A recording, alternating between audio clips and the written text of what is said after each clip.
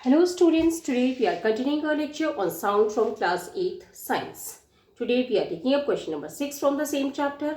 But before starting with the question, I would like to share something with you.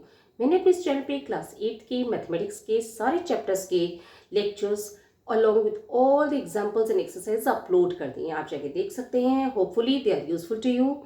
और साथ ही साथ जो students class 8 से class 9th में गए हैं उनके लिए मैंने क्लास 9th के मैथमेटिक्स के लेक्चर्स अपने नए चैनल डॉक्टर शारदा मील पे अपलोड करने शुरू कर दिए हैं और साथ ही साथ क्लास 10th के मैथमेटिक्स के लेक्चर्स पे अपलोड करने शुरू कर दिए हैं. आप जाके देख सकते हैं, अपने फ्रेंड्स के साथ शेयर कर सकते हैं. Now today we are taking up question number 6. So let's see what it is.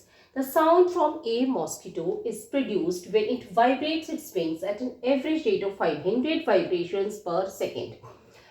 जो एक मच्छर है वो उसकी जो विंग्स है वो वाइब्रेट कर रहे हैं और उनकी जो है वाइब्रेशंस है वो 500 वाइब्रेशंस पर सेकेंड है. यानी कि एक सेकेंड में मच्छर की जो विंग्स है वो 500 टाइम्स वाइब्रेट कर रहे हैं.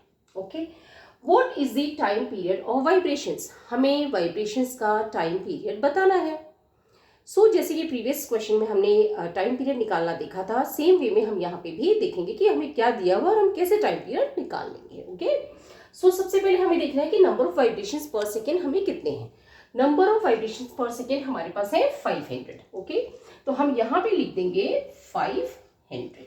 ओके, नाउ टाइम पीरियड निकालने के लिए हम फॉर्मूला जो यूज में लेते हैं वो है time in seconds divided by the number of vibrations. Okay, so time हमारे पास कितना है. हमारे पास टाइम है 1 सेकेंड. ओके, तो हम क्या लिख देंगे 1 divided by number of vibrations कितने हैं हमारे पास 500. ओके, टोटल वाइब्रेशंस है 500. तो हम 1 को 500 से डिवाइड कर देंगे तो हमारा टाइम पीरियड सेकेंड्स में आ जाएगा. अब हम यहाँ पे करके देख लेते हैं कि कैसे हम डिवाइड करेंगे. 1 को हमने डिवाइड करना है 500 से. ओके, हमें पता है कि 1 एक छोटा नंबर है तो ये 500 से इजीली डिवाइड नहीं होगा. तो हमें क्या है यहाँ पे डेसिमल पॉइंट लेना पड़ेगा. डेसिमल पॉइंट लेने से यहाँ के एक जीरो बढ़ जाएगा, लेकिन अब भी ये डिवाइड नहीं हो रहा है. अगेन हम क्या करेंगे, एक जीरो यहाँ पे और बढ़ा देंगे तो यहाँ पे भी एक जीरो बढ़ जाएगा, बट फिर भी अभी डिवाइड नहीं हो रहा है. अगेन हम एक जीरो यहाँ पे बढ़ा देंगे और यहाँ पे भी एक जीरो बढ़ जाएगा. अब हम क्या देख रहे हैं कि ये डिवाइड हो पा रहा है.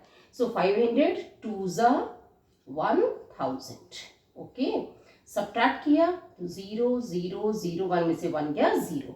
तो हमारे पास कितना आ गया टाइम पीरियड. हमारे पास आ गया 0.002 सेकेंड. ओके, सो इस तरीके से हम जो है टाइम पीरियड निकाल सकते हैं इस फॉर्मूले को लगा के. फिर भी आपको कोई चीज़ नहीं समझ आए तो कमेंट बॉक्स में लिख के पूछ सकते हैं. वीडियो पसंद तो लाइक करें, चैनल को सब्सक्राइब करें, फ्रेंड्स के साथ शेयर करें. Thank you.